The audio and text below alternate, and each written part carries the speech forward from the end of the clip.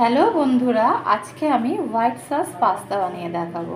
তো এখানে আমি 250 গ্রাম পাস্তা রেখেছি, আর তার সাথে রয়েছে এখানে ছোট ছোট করে গাজর কুচিয়ে রেখেছি। একটা গাজরকে এরকম ছোট করে কেটে রেখেছি, আর ছোট সাইজের একটা ক্যাপসিকামকেও আমি এইভাবে কুচিয়েছি।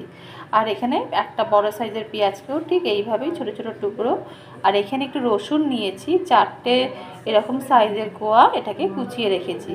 সাথে লাগছে কর্নফ্লাওয়ার, এটা যখন রান্না করব তখন ক চামচ নেব সেটা দেখিয়ে দেব। আর সাথে লাগছে হচ্ছে এখানে একটা ছোট কিউবের একটা মাখন রেখেছি, আর এখানে একটা চিজ রেখেছি। এই ছোট ছোট কিউ মানে 250-তে এইগুলোই লাগবে। আর রয়েছে গোলমরিচের গুঁড়ো, যে যতটা ঝাল খাবেন সেই হিসাবে দেবেন। আর এখানে দুধ রেখেছি 1 কাপ, মানে বড় কাপের 1 কাপ। এটা 250 গ্রামের কাপ হবে।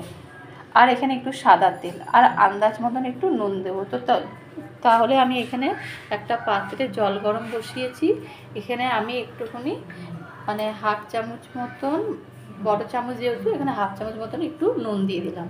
আর সাথে দিয়ে দেবো 1 চামচ মতন একটু সাদা তেল দিয়ে এটাকে আমি জলটাকে একটু ফুটতে দেবো। ফুটলেই আমি পাস্তাগুলো ঢেলে দেবো। জলটা ফুটে গেছে, এবার সমস্ত পাস্তাগুলো আমি এর মধ্যে দিয়ে দিচ্ছি। দিয়ে এবার ভালো করে আমি এটা সেদ্ধ করে নেব। পাস্তাটা কিন্তু একদম সেদ্ধ হয়ে গেছে। এবার আমি এটা জলটা ছেঁকে তুলে নিচ্ছি। এদিকে একটা পাত্র বসিয়েছি, যেটা গরম হয়ে গেছে। এখানে আমি 1 চামচ রিফাইন তেল দিয়ে দিচ্ছি। এবার আমি এর মধ্যে পেঁয়াজ কুচিটা দিয়ে দিচ্ছি। সবগুলোই আমি এক এক করে কিন্তু দিয়ে দেবো। পেঁয়াজটা দিচ্ছি, নেড়ে নিচ্ছি। এগুলো বেশি লাল লাল করে যাবে না, একটু হালকা হালকা করে ভাজতে হবে। তারপরে শিমলা মির্চটাও দিয়ে দিলাম, তারপরে গাজরটাও দিয়ে দিলাম। রসুনটা কিন্তু এখন দেবো না। এইগুলো একটু আমি নেড়ে নেব। একটু গ্যাসটা স্লো করে দেবো, যাতে পুড়ে না যায়, যাতে এগুলো একটু নরম হয়ে যায়। তো সেই হিসাবে আমি এগুলোকে ভাজবো। এই সামান্য একটুখানি মানে হাফ চামচেরও কম একটু নুন দিয়ে দিচ্ছি। যেহেতু পাস্তাতে নুনটা দেওয়া আছে, সেই জন্য আমি নুনটা সেই হিসাবে দিতে হবে। একটুখানি নুনটা দিয়ে আমি সবজিগুলোকে ভালো করে ভেজে নিচ্ছি। আমার কিন্তু সবজিগুলো হালকা হালকা করে ভাজা হয়ে গেছে। দেখুন একদম কিন্তু পড়েও নিয়ে কিছু নাই, এদিকে ভাজা আছে। এইবার আমি এর মধ্যে রসুন কুচিটা কিন্তু দিয়ে দিচ্ছি। দিয়ে আমি আবার একটু নাড়াচাড়া করে নেব। এরপরে আমি দিয়ে দেবো এর মধ্যে একটু গোলমরিচের গুঁড়ো, হাফ চামচ মতন। এই যে হাফ চামচ গোলমরিচের গুঁড়ো দিয়ে দিলাম। দিয়ে আমি এটা আবার একটু নেড়ে নেব। এইদিকে আমি একটা পাত্র নিয়েছি, তার মধ্যে আমি এখানে কর্নফ্লাওয়ার নিচ্ছি।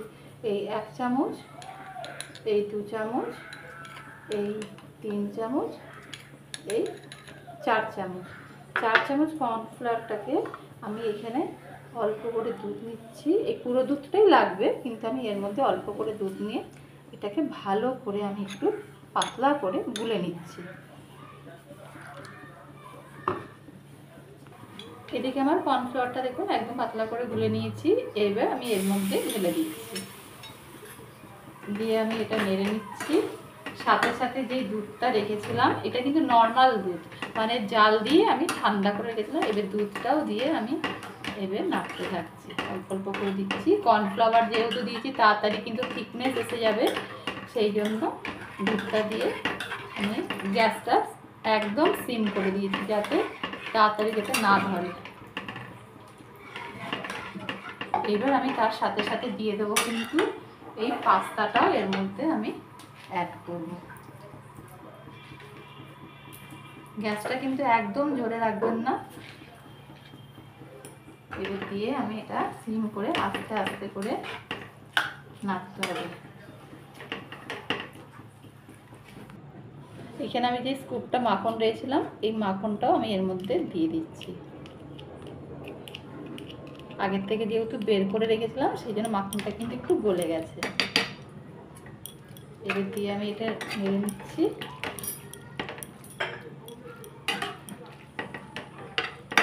এবার এর সাথে যে চিজটা রেখেছিলাম সেই চিজটাও আমি এর মধ্যে দিয়ে দিচ্ছি।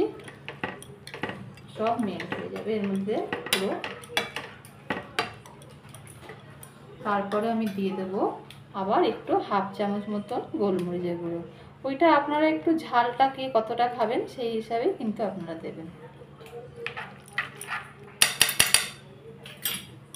2 মিনিট মতন একটু নাড়তে হবে যাতে একটু এই যে গ্রেভিটা রয়েছে একটু শুকিয়ে যাবে আর এটা পুরো পাস্তার মধ্যে সব কিছু মিশে যাবে।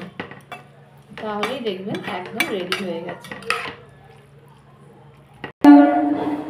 দেখুন তাহলে আমার হোয়াইট সস পাস্তা কিন্তু একদম রেডি হয়ে গেছে।